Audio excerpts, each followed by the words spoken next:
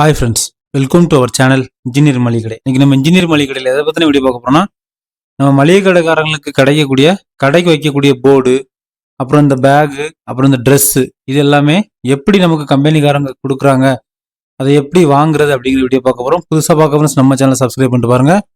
நம்ம சேனலில் மளிகை கடை, ஹோட்டல், ஜூஸ் நிறைய லோ இன்வெஸ்ட்மெண்ட் பிஸ்னஸ் ஐடியாஸ் இருக்கும்.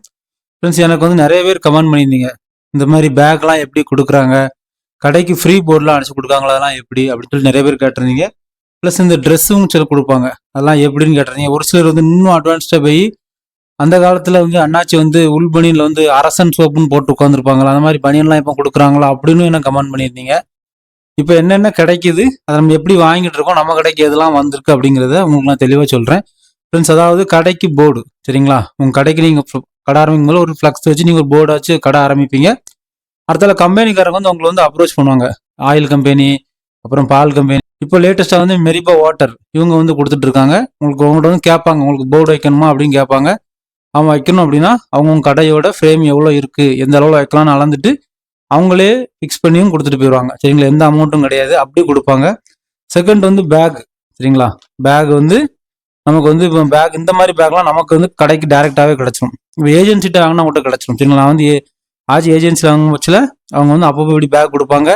சில டைம் வந்து 1 கிலோ சாம்பார் பொடி வாங்கினா ஒரு பேகு, அப்படி கிலோ கணக்கில் சொல்லி கூட கொடுப்பாங்க. சரிங்களா? அந்த மாதிரி பேக் கிடைக்கும்.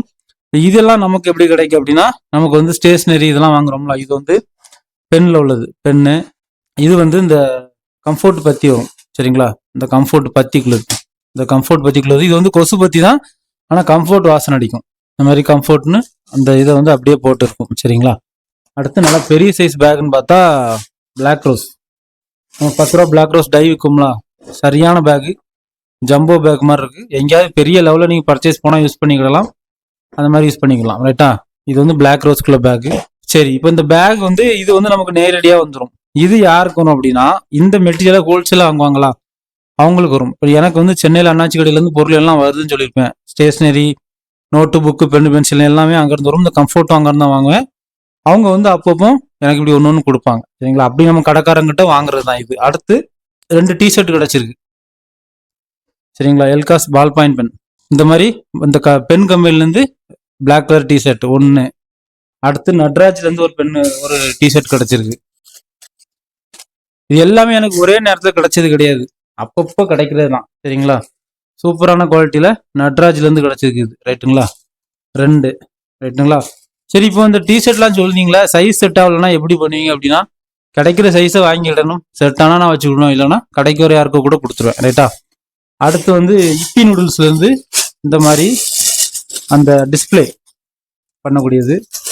இது வந்து நான் வந்து நம்மகிட்ட ஜூஸு, எசன்ஸ் வாங்குற ஒரு சில கஸ்டமருக்கு ஃப்ரீயாகவே கொடுத்துருக்கேன். சரிங்களா? சூப்பராக இருக்கும், நல்லா ஒர்த்தாக இருக்கும். சரிங்களா? இதில் அப்படியே என்னன்னாலும் போட்டு வச்சுக்கிடலாம். இதில் வந்து இப்பின்னு போட்டிருக்கும், நூடுல்ஸ் போட்டுக்காங்க. நிறைய கிடச்சிச்சுன்னா அடுத்து பிஸ்கட் அப்படின்னு போட்டு கடைக்குள்ளேயே போட்டால் நல்லா சேல்ஸ் ஆகும். ரைட்டுங்களா? அவ்வளோதான் ஃப்ரெண்ட்ஸ். அதாவது பொருள் வாங்குறப்போ நேரடியாக ஏஜென்சிட்ட முடிஞ்சாலும் ஏஜென்சிட்ட வாங்குங்க. அவங்க தரக்கூடிய மெட்டீரியல் அப்படியே உங்களுக்கு ஒருத்தா கிடைக்கும்.